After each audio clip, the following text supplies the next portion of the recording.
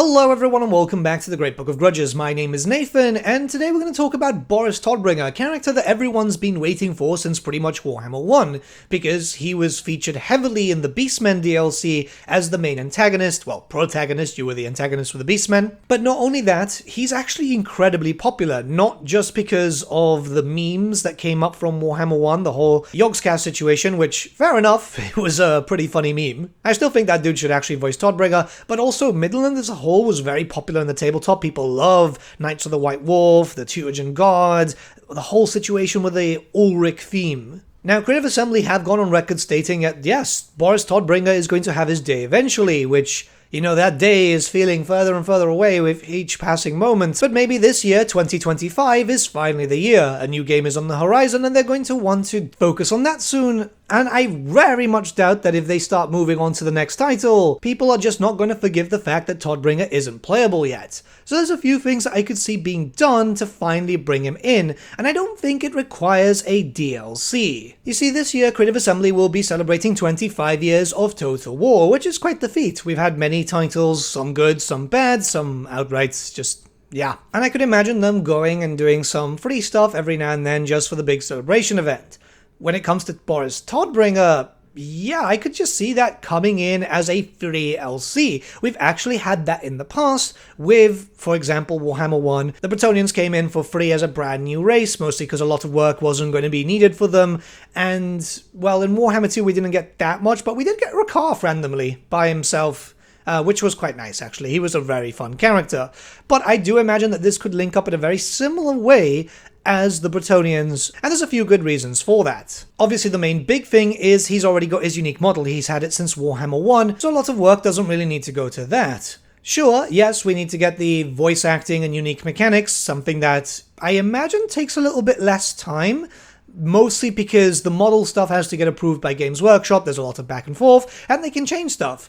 There's a big rumor that that's what happened with Seitan the Watcher, where his colors were then randomly changed post-release of Shadows of Change 2.0. The next thing is that the Army of Midland, the army that was featured in is mostly reskin units. You might notice they're like Knights Panther and stuff like that, but that's just a color swap of the Reichsguard. Same thing with like the Warriors of Ulrich and even the Wolfkin. Those were just units that you just kit bash from the standard State Trooper box, or even the Free Company Militia, whatever you want. The idea was just to have a different styling. This is the great thing about Storm of Chaos. It was a lot of kit bashing stuff, but you could make your own troops, paint them a little bit different, swap them with a few different kits, and then just have something fairly unique. There are some new stuff in there, like for example the Priest of Ulrich, the Grand Master, the Seneschal, but even then the Seneschal is basically just an Empire captain with a wolf hammer instead. The Teutogen Guard were new, where they've just actually re-released in Old World, which is kind of nice. Very expensive though.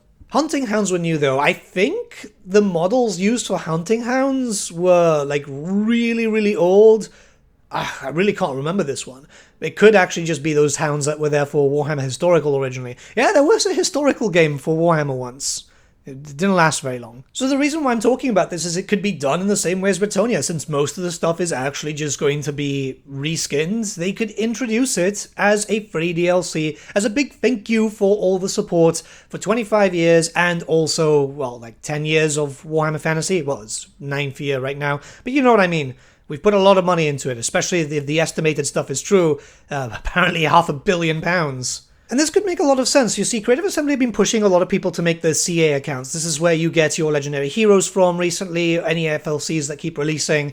Well, a big release for Boris Todbringer and a bunch of other units, that could push a lot of people to make the CA account. I don't think a lot of people have noticed, but the FLCs are no longer just coming out as free DLCs on Steam anymore like there was in Warhammer 1 and a certain point in Warhammer 2. They just migrated fully to the CA account where you just link in there. So again, a lot of people are already attached to that because we've had a lot of FLCs. I could still see them lacking and wanting to get more from that. So let's do something here. Let's talk about all the possible unique units that we could see, which really I don't think could justify a DLC. We could see a Lord and Hero come in, which would be using the same basic rig and animations. This is for the Warrior Priest of Ulrich, and obviously then the High Priest of Ulrich, which would be your Lord option. This would be a Battle Priest, and it would work in a pretty much identical way as the Warrior Priest and the Archlector of Sigmar. The only difference is it would have its own different battle spells to kind of promote the fact that it's Ulrichian. So yeah, very basic, nothing too like stylized there. The Hunting Hounds could come in, which in a perfect world they'd go, hey, we're going to bring in the dogs here, we might as well give them to Bretonnia too, because the Bretonians could use them back in the day. Tutogen Guard would be added in, so these guys are heavily armored warriors with great hammers. We've got animations for that type of stuff already with like the Chaos Warriors and so on. They should be a bit bigger than your average human, because they're supposed to be very stocky. And then you've got the big lads, which are the Knights of the White Wolf. They're mounted on horses. They've got a great weapon. We've got a Regiment of Renown with great weapons too, but mostly swords. These guys would be having hammers, but the animations I think would more or less be the same, barring a few changes here and there.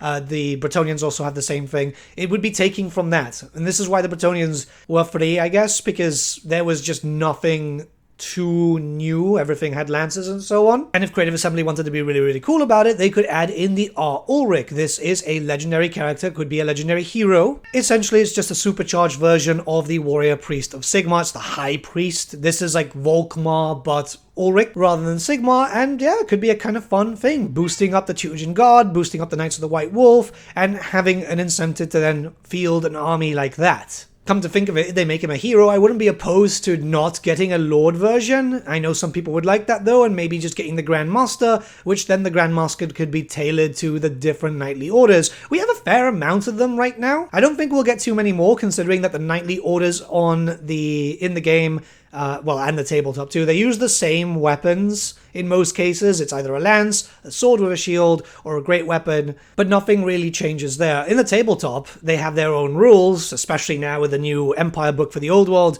but even then, they're kind of situational, and I think a lot of people would just prefer more unique units than anything else, which is why I think that this should be free. But the Grandmaster could focus very heavily on cavalry units, having access to a demigryph mount also. That's something that a lot of people have been wanting. That's finally become a thing in the Old World, and it's something that I've complained a lot to Creative Assembly staff. It's like, well, why isn't this a thing in Total War? It would be really nice, right? More mount options are always kind of cool, and I guess a Grandmaster could be the best way to implement that. Obviously, they need to get permission from Games Workshop, but I could see that happening. Maybe it's a bit too much work for a free thing, though, because that would require a decent amount of modeling. If they want to be really fun about it, they could actually just go into the army list and go, yeah, let's make the Wolfkin and the Warriors of Ulrich, let's add in the Knights Panther. All of those are kit bash units in a very similar way to that of our good buddy Batman Elfarion the Grim, because, well, yeah, they're going to be this exact same. Elfarion has a bunch of units which is literally just recolored and that's it. But that could be done in such a way that you have access to them with Boris, but if you take over Middenheim, you'll have an extra building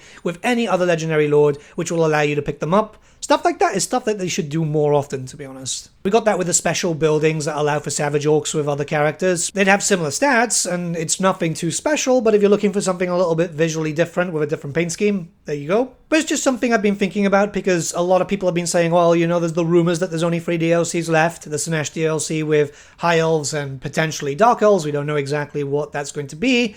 The Dogs of War DLC and then an End Times DLC.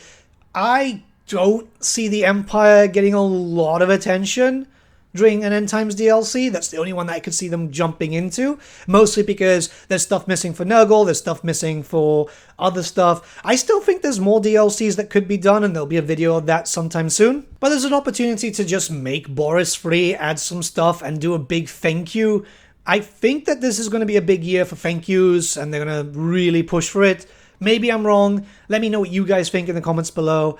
But yeah, I think at this point, you know, we've already got Boris in game. I don't think people are going to want to pay for him. The only thing I can't think about is mechanics, but I imagine that Creative Assembly must have some idea. They probably had some idea written up in Warhammer 1 and they could just expand upon it. But yeah, have a great day, guys. I'll see you all again very, very soon. This video should come out at my normal time. I'm starting to get back into the swing of things, and I've got some ideas. Tomorrow should be a battle report, by the way. Yes, we've been doing Old World stuff again. I'm really, really excited. Have a good one, guys. See you soon.